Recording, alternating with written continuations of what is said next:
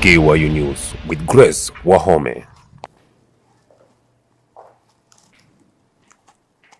It has been a long journey throughout the semester. Congratulations to all of us that made it till the end, and to our dear fourth-year students, success in all your endeavors. Welcome to Know Your University News. I'm your anchor, Grace Wahome. In our headlines today, the Gender Club endorses farewell party, the university political system, life over conflict. The Gender Club conducted their farewell party and congratulated the fourth years for their resilience. In attendance was the University of Kabianga Gender Director Dr. Helen Sang, who addressed issues concerning the club. Take a look. In her speech, she highlighted how the club was constructed and some of the activities the club has been doing. She also postulated the assertion of gender balance to departments and clubs in the University of Kabianga. That is it. So what is gender? I want just us to know, to demystify this gender being associated with women. Genders, we have 4 genders at the moment. Did you know that? We have 4 genders. We have male, we have female. What is the third one? So yes, someone is saying we have transgender. There are people who at some point in their life, even after having babies, women after having babies, at the point in their life they decide, no, I feel like a man. And they go for an operation and they are transformed into men. So I was trying to demystify that and say gender is not about women, it's about all of us, it's about sharing the resources in a fair way that promotes each and every person in the country. I would like to talk about what Gender Club has achieved through the year. We had the club performing, playing a role in major events which recognizes gender issues. And some of them have been read by the officials. I do not want to repeat, but I want to recognize the members. I can see Letitia there. They played a role during the Cancer Awareness Day. We have Mr. and former Mr. and Miss Kabianga. They mobilized all of you. We also had the women rep, woman, not women. It's called woman rep. Most people say women rep. It's a woman rep, representative office also supported us. In a brief with us, she posits to the community the importance of gender balance in all aspects. Gender issues are very sensitive, and I would urge the community to be aware of any gender issue that may affect both genders. Gender issues do affect not only girls as most people think. It affects both boys and girls, men and women. They should be aware and even see the symptoms and report, speak about them. She also shares some of the strategies that can be employed on gender sensitization. I think we can do it better in schools by mentoring learners in all levels, both secondary, primary, and at a higher level. Sensitization is key in achieving gender parity. Not only students, we should also do it to the community. And to the leaders, she poses a challenge to be the amplifiers of gender. They have come into a new office. I would urge them to be committed and to really speak out on gender issues in the university, ensuring that Kabianga is a zero-tolerance zone for gender-based violence. Mr. David Anunda shares his take on the strategies they employ as the gender department to ensure there is gender balance within your University of Kabianga fraternity. Actually, first and foremost, we have done census, what you call disaggregation. That is collecting data from all departments, both student fraternity and even the staff. Like for students, we would like to know, every year there is intake. How many students of female gender were admitted versus students of male gender. Then we collect the data, we analyze, and we come up with the percentage. Now, upon that information, and we do recommendation, we do a report. We do a report to the management. Where there is imbalance, actually we recommend that next intake, they should consider both the balance on both gender. The same happens even for the staff. Like for the staff, when they are being recruited, we also carry data, we do research, we collect data from all the sections and departments, and we get to know from all departments how many are of male gender, how many are of female gender. Where we find there is an imbalance, again, we do recommendation to the management that they should consider gender to be equal. Like, for instance, we look at Senate. When you take Senate, for instance, we look at the representation in terms of gender, how many are male, how many are female. Even the council, the university council. And we go down even to the student governing. How many are of male gender, how many are of female gender. And we do report to the management, recommending that they should consider equality. In addition, he said that the department has a system in place to ensure gender-based violence cases are dealt with accordingly. Actually, we have a system in place as a university. Even before we talk about the Office of Gender, the university has a system, the reporting system. In case of any case of gender-based violence, we are advising the students to report. You don't keep quiet when there is such a serious case. So you can come to the university. There is security where there is the security office where you report any case of threat to death, threat to murder, or threat to injure any human being. So that is the starting point. Now, when you come to the office of the Directorate of Gender, we have a reporting book where you can come and launch any complaint. You've been threatened out there, or you have been assaulted in whichever way, you can come and report to the office. And we are also working together with the Office of the Dean of Students, where you can go even to the Office of the Dean of Students and you report the same. And we compile this information and we take action as a university. The outgoing chair, Mr. Herbert Owuor, challenged the incoming team to continue the work and activities of the club as it was, or even better. In my experience in this field of being a chair, the experience has not been that easy. We have been facing a lot of challenges, though we as human beings, we are trained also to correct those challenges. Now, since Gender Club was started, we came to realize that there are several students who have been getting into attempts of committing suicide. So we came together and said that no, we are not going to allow our students to be harassed anymore. So that's the reason we come up with this issue of Gender Club, to ensure that the grievances of the students are easily aired to the right channel and direction. Now, to the advice to my people and my students is that we still value them so much. If in case there's a problem that makes them not to feel that they're separated or they're not with the team, they need to seek consultation. Gender Club office is there. We need to approach those people to give us the guidance and counseling. We have got peer guidance and counseling through the Dean of Students. Those are also officers that we're working hand in hand with. If somebody's having a problem, don't sit down. Go to those officers, you're going to get help. The incoming chair, Mr. Jomo Samuel, affirmed that he has a strategy and a team in place that will propel the mission and vision of the club. I, as the chair for the Gender Club, University of Kabianga, I'm going to ensure that we are going to work to have teamwork. We're going to get partnership with all the clubs and societies within the University of Kabianga. We're going to launch university campaigns, that's anti-gender-based campaigns. We're going to conduct motivational talks and mentorship talks. We ensure that we have given our children back at home and back in the society a very good future through motivation.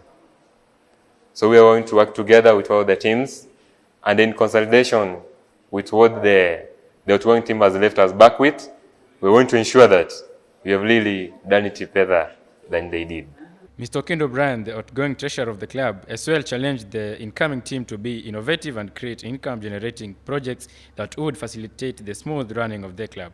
I would like to say that actually the Treasury Department or the Treasury Office has been handling the club's funds, and some of the ways that we've used to ensure that the club runs, we worked hand in hand with the Office of the Gender Directorate, which have given us financial support. Secondly, we've also sourced finance from the county government. The county government has always come in to give us support when necessary. We've also worked hand in hand with the Office of the Deputy Vice Chancellor, that's for Academic and Student Affairs, who has also given us some support concerning money so that we can run the club.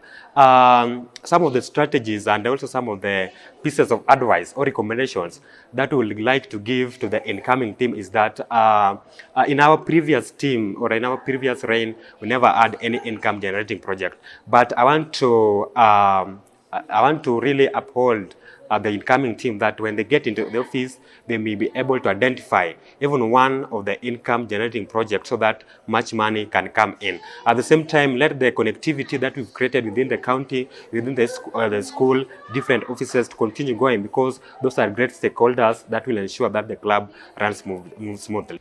Asaf Mwema, Know Your University News. Campus politics took a different dimension ever since the Duale Bill was put in play. The system of governance negotiated another corner, reducing the power of the students' leaders. Golding Ochen gives a detailed layout of the system and some views from the Congress.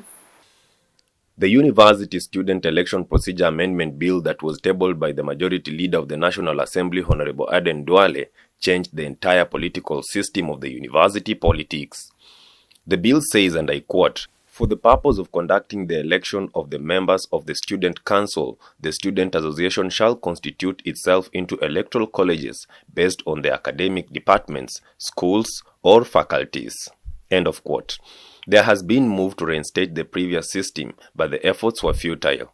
From the views of some of the University of Kabianga students, it is clear that the system has oppressed their freedom, not only on their lives, but also to matters concerning fundamental issues in campus.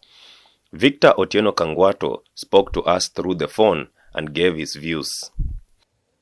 Yeah, my view on the Duale Bill is that this new way of carrying out university elections is not democratic.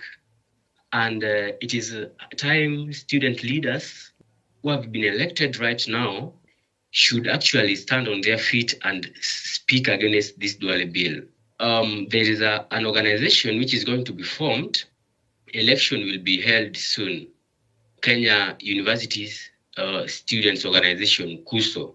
Now, the student leaders who are going to form KUSO are supposed to advocate for a new system of election that is democratic.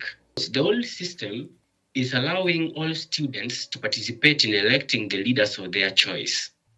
Yeah, you see, this new system is an oppressive one, which allows the university's administration to oppress students because they feel the individuals who are elected are only elected by few members who are called the delegates. Yes, so, delegates represent the large number of students, but the elected student governing council are they represent students indirectly. Yeah, of which it seems they don't have a voice to speak, and the university can make any decision on behalf of the students. When I talk of oppression, I talk of policies that are formulated and implemented by the university administration. They will actually do this without consent of student leaders, and because you do not have a voice, they will actually implement these policies. For example, we have got fee policies and special examination policies. Yeah. Sometimes university administration can decide to increase fees without consulting student leaders because they know student leaders do not have a voice. Peter Maina, the chair of the Lake Region Economic Bloc Student Organization, also shared his views on phone. My views on the Duale Bill is it's killing the leadership that we used to have. the vibrant leadership that we used to have in the past. And again, in universities where there is one dominant tribe, the Duale Bill has really promoted tribalism. Like, for example, in some universities, like let's say like in Rongo, in Maseno, you will find that if they have, let's say, 50 delegates and more than half of that number is from one tribe, eventually all the student leaders will come from the same tribe. Like what happened in Kabianga. And again, national politics is provided with leaders from the universities. And if we have people who are elected maybe by 14 delegates, you have to tell me such a person will never go and contest in a constituency which has more than 100,000 voters. Again, when you look at the Duale system, it was supposed to fight Babu Owino. And now Babu Owino is in parliament. So I think we should be taken back to what we used to have in the past, because like several universities, like even Kenyatta University, we didn't used to have demonstration or problems when we used to have the past way of voting. And another thing, let's have an example where the student population in a university, let's say like Maseno, wants to demonstrate, or they have a problem with the administration. The administration has to use the student leaders to quell the problem or the demonstration. Do you want to tell me that a person who was elected by 14 delegates will go and quell a population of around 17,000 people? That is impossible. Yeah. So we need to have a student leader who was elected unanimously by the population, so that if there is any problem, he can either marshal up support, or he can quell a demonstration when it's about to happen. The Duale Bill should be scrapped off, or if it's supposed to be maintained, the delegates should be voted in. Then the executive should also be voted in using the universal suffrage system, where we'll have the delegates as a parliament, so to say. So they'll be providing a check and balance to the executive. But maybe the president and the executive member should also go back to the electorates and get elected by universal suffrage. For KYU News, I'm Goldin Ochieng. In our special feature, UK at a Glance, we focus at the University of Kabianga Fruit Processing Plant. It has been in operation since 2018, producing sumptuous juice products. Take a look. Okay, my name is Cheruiyot John Kibet. I'm the food technologist, and I work here at University of Kabianga Food Processing Plant. Okay, so when did this project begin? Well, this project began way back in 2013. It was commissioned on June 30th, 2018. So you've been working, it has been running for approximately? Yeah, for now it's been working for approximately 8 months. 8? Yes. Okay, that's wonderful. Yes. So there are very many machines. Would you mind taking us through the whole process? I won't mind. I'll take you through the processes. We'll start here. The first step that we start, we receive the raw materials. So we ensure that the raw materials are of the right quality.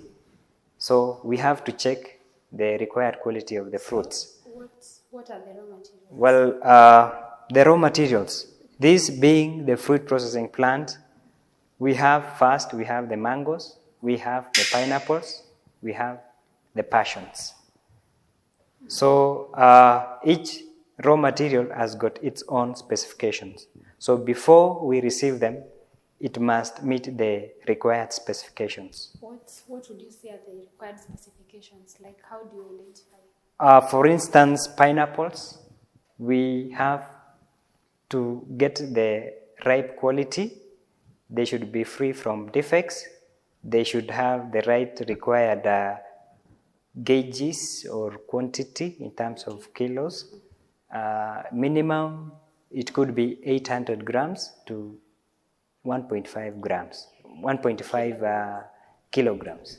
The raw materials, do you get them from a specific place, or you find The raw materials, we get them from the suppliers. We have local purchase orders that we give to the suppliers who can be able to do the work. Okay. Yes. So you received the raw materials? Yes, we've received the raw materials. For instance, pineapples, we sorted them. Then the next step is, of course, to weigh. Then we weigh the raw materials. Next, we have a blancher. When we want to process, this is a blancher. This is where we do blanching between 60 degrees to 65 degrees centigrade. What is that? What is blanch? The blancher has got this is a water bucket. Okay. This is made of stainless steel. As you can see, it cannot easily rust. This blancher also has a coil that is used to heat the water. So that is important for slowing down enzyme reaction during processing, so that it can also help the fruit to soften before peeling is done. Yes. So once you have the blancher, you've dipped your fruits, you will remove the crown, for instance in pineapple. Then next we go to this table. The table that we have here is used for peeling. The peeling of the raw materials. Okay. So we peel the raw materials here, then we chop them to small pieces. Once we are done with chopping them to small pieces, we have a pulper. It's also known as puller finisher. This is where we pulp the pieces of pineapples, for instance, so that we can extract the juice. Here it has got a mill that crushes the pineapples. Then we have components of brushes that squeezes the juice with a screen. We have the screen. So this is the screen. The screen is here. It is fixed.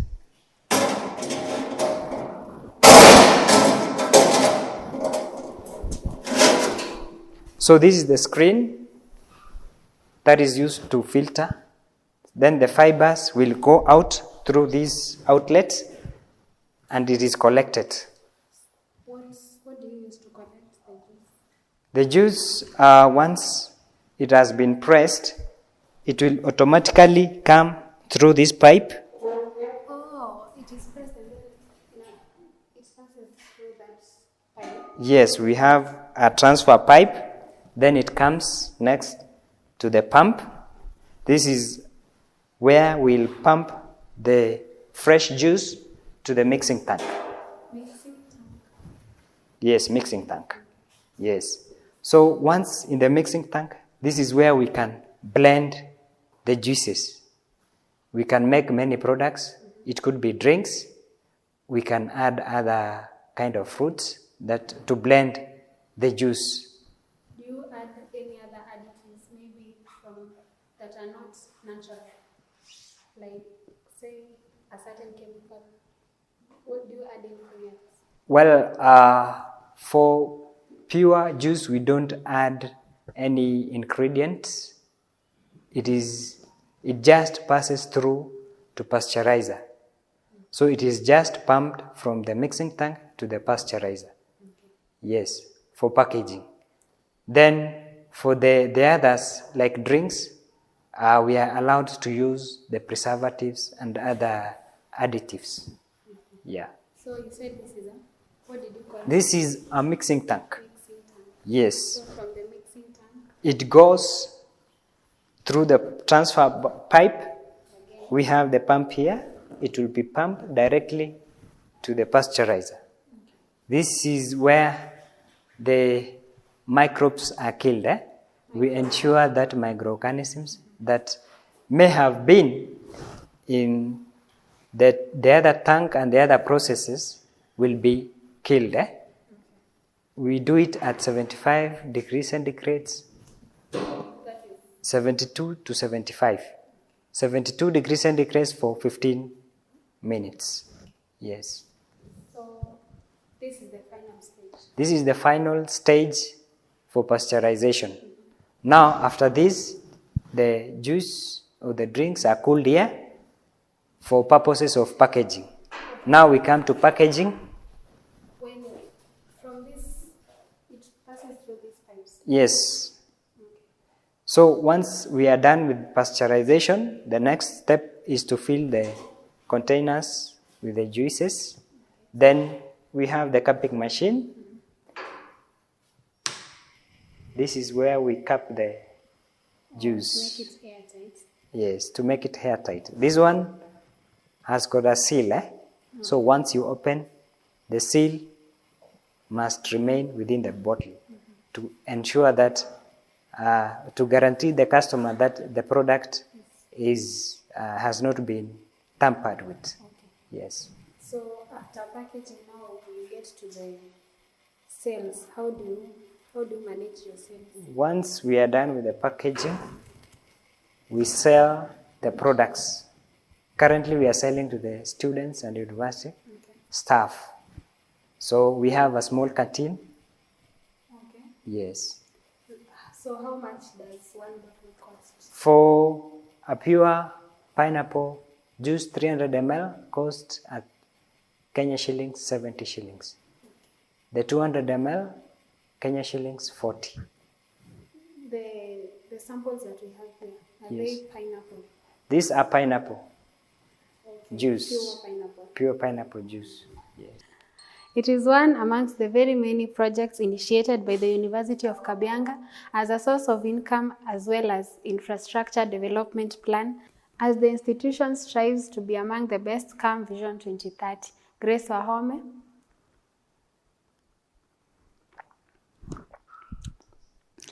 Know your university news. And on the life of a comrade, Joaquim Musoka goes one-on-one with the head of Know Your University News, Mr. Goldin Ocheng. He explains how he began this bulletin and production of other programs such as UK Political Arena, Talent Talk, and others. Here people say that a journey of 1,000 miles begins with a single step. But to me, I don't take that as like a motivational factor to me. I take it as a challenge, and I came and perceived it in a different view. I believe that a journey of 1,000 miles begins with adequate preparations. And what you do right now will affect what you'll have in the future. Well, when I was beginning all these, I remember it was in 2017, I began off by learning how to be creative. And through that, I became innovative. I remember back in the days, there's a certain clip I wanted to do, and someone who was experienced in that field did not treat me as one of a member who can be served. So I took it as a challenge and asked myself, if this person learned this and he is a human being, who am I not to? Which is why I took a step and decided to start learning editing on my own. I began off by learning with a certain funny software called VSDC, and then I went to Filmora, I went to Sony Vegas, and lastly, I settled on Adobe Premiere. Apart from just learning the editing bit of it, I always wanted to do something that is unique about me, which is why I asked myself, what can I do so that will distinguish me and define me as a student who went to a university and someone who has got substance, something that I'll be doing till the time I die. So I came and found this field to be very interesting now that I was pursuing communication and public relations. And again, when we are here, people used to talk about, even the staff, the lecturers, all the time they used to talk about one journalist who is in the field, Mr. Elijah Mwangi. They kept on talking about him, and I've never heard anyone talking about how they can bring someone up, which is why I asked myself, why don't I come up with something that will bring me and others out. So talking about the challenge that you have undergone, what you cannot just wake up one day and come up with such a nice content to air out. The preparation that you put in, the effort, what do you do so that you can be so fine in this art? Well, like I said, that you need adequate preparations. You see, when I was beginning this, idea didn't just hit me one day and said, I want to do something that is this way. The idea behind Know Your University News, it wasn't even supposed to be a bulletin. Know Your University was supposed to be a documentary series, basically to talk about University of Kabianga, how it began from its foundation to where it is right now. That was the entire idea of this, and it was developed with, if you don't mind, I'll mention some of them. It is an idea that I developed with my friends, the likes of Twaha Ibrahim, Peter Ocho, Dennis Mtwiri, and Terian Karanja. I shared with them this idea, and then they said it's a good idea of talking about history of Kabianga from doing this. It would have helped us actually to sharpen our skills on how to do researches and so on. So there's a time I went to a school just around Kapmaso. It's called Kapmaso Secondary. They had a joint prayer day, Kapmaso Primary and Kapmaso Secondary. Primary and secondary, they had a prayer day there. And so after shooting, I was just taking clips randomly. I sat down and asked myself, why don't I do like a reporting, just do a PTC, a piece to camera about this. So I went to the field there with, I was with someone called OTP, and I was with Mwai, Evans Mwai. So I went with them to the field, and I mic'd myself up. Then I told them to mount the camera on the tripod. So I said, I'm gonna do this.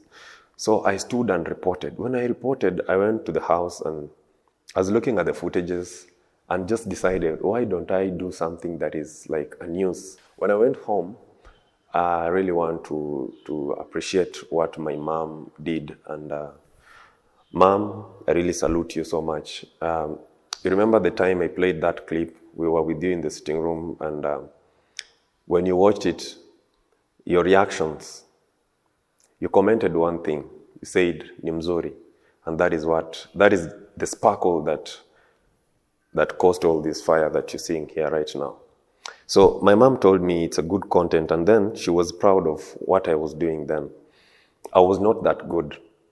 And then when I was at home, I asked myself, what does it take to have a bulletin? I said I need a script. I need to know how to write a news script, an anchoring script, how to report. And then I said, you cannot have a bulletin with one person. That is you. You need a team. So I called my team, the team that I talked about, the Know Your University documentary series team.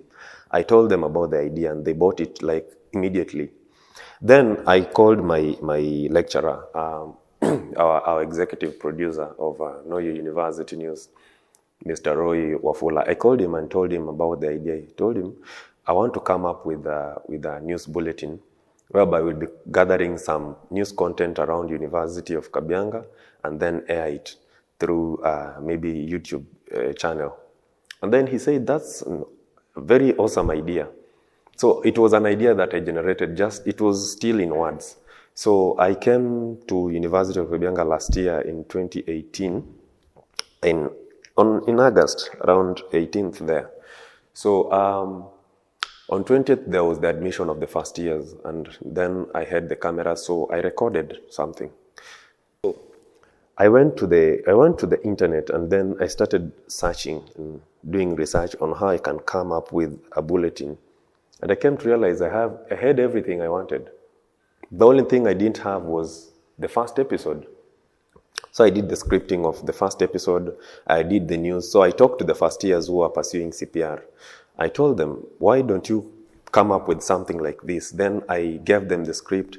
They saw the script. Then, again, I want to appreciate two ladies. There is the anchor of Know Your University News called Valerie Jerotich, and the mother of KYU News, Immaculate Maloba. She's one person that when I shared this with her, and that time we didn't know each other that much. We barely knew each other. So I called her while we were still at home and gave her that idea. And she bought it. I told her, will you make it to school? You see, that time people were in a long holiday. I asked her, will you make it to school at such a date? And she said yes. And McHugh, in fact, she arrived here before me. And then when we met, we did the scripting together. We prepared everything. And then one day she came when I was now ready with all the stories. Then I asked her, who is going to anchor this? And then she had a friend, her classmate, Valerie Jerotich. I didn't know her. When she was reading the script that I was typing, I was perplexed. I said, hey, what course are you pursuing? She said, I'm pursuing CPR. And then that's how I told her, why don't we go and try this? When we did our first trial, I don't want to say that it was awesome, but according to the reception, people told me it was good. And I think it was good. And so then I think from there, it's when the real thing started happening now. We did the first episode. I think we released it after a week after the first years had reported. And then the trajectory continued. Is that one episode that you did and then you said, wow, this one? Really, see, I do quite a lot of things. And say, I haven't met that episode that I did. Maybe I can say my first episode is what I did till I felt like it's a boom. But day in, day out, I feel like the last episode that I did was the best. Because you see, you cannot say that this was the best. That means you have not developed from your previous life. But each and every episode that I give out, I make sure that it is better than, it is an improved version of the previous episode. So it is something that is, when something is done, you make sure the next one is more better than the previous one. Yeah, that's it. That's so good. In general, how many episodes have you released? So far, I've released 8 episodes, and currently I'm working on the 9th episode, which is this one. This is the 9th episode, and since I'm completing my 4-year course, I have to say that I'm completing this one as a student of the University of Kabianga, but that doesn't mean that it is the end of everything. I'm not dead, I'm still alive. Quite a lot of people have been asking me, you're leaving and we have not seen that you're going to bring someone else. Nobody has asked me who is taking that place, but there are plans. There are plans that, first of all, the production of KYU News is not as easy as you people think. It is quite complex, so it takes some time for it to be out. Not just we ready with the episode and then give it out. So it needs someone who is composed and someone who is focused in what he or she will be doing in this particular position. So it requires a team for KYU to continue, or is there anyone you are mentoring to continue the KYU segment? Well, like I said in the first interaction with you, I did mention that a journey of 1,000 miles begins with adequate preparations. Don't forget that. So I believe that, you see, for me, it was my personal passion that I need to do this. I need to do something extra that will bring out the me, the golden in me. Not just doing something because others are doing it. No. Which is why this is something that is passion-oriented. It is not theoretical. It is not like you can attack it using the theory of, he did it, I can do it. No. It is, he did it, who am I not to do it? So something like that. So you see, I was not mentoring people as in I want others to see that I've mentored them. I was doing what I was doing. Anybody that joined my bandwagon, it is either you benefit or you benefit, because I was not manipulating anyone. Anyone that anyone that participated in the production of KYU News, he or she benefited from one way or another, because I made sure that people know how the entire process goes by. Because forget about the editing.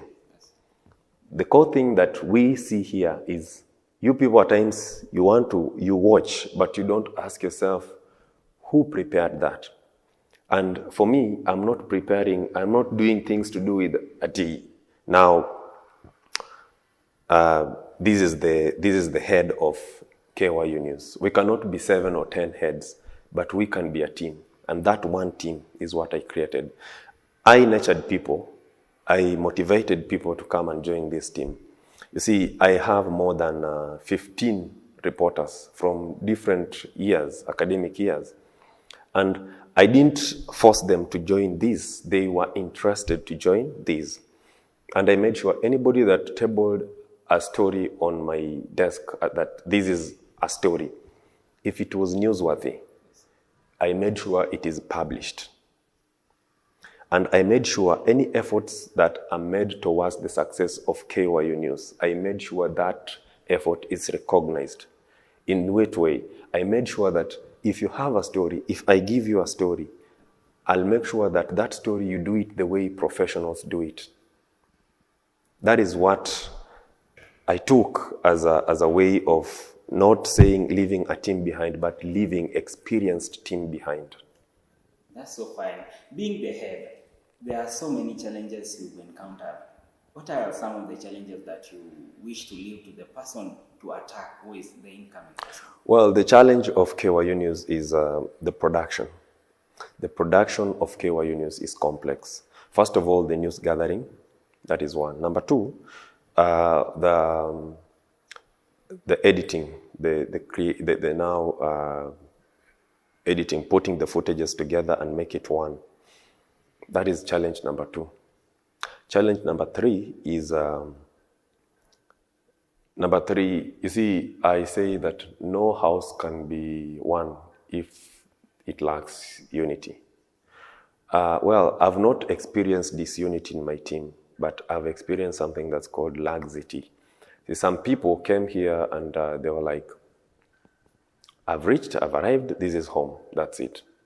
Once you put that in your mind, taking a game to the next level becomes the most difficult task because you'll always be on your zone, in your comfort zone. I personally sacrifice a lot of things just to see a single episode going through.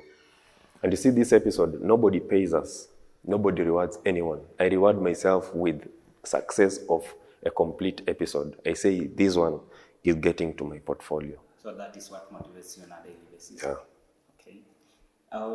Then, just as a father, the head of the KYU segment in the university, to the family as you're going, what can you tell them? Well, there's this understanding that I have, or maybe say it's an argument that I have, that at times we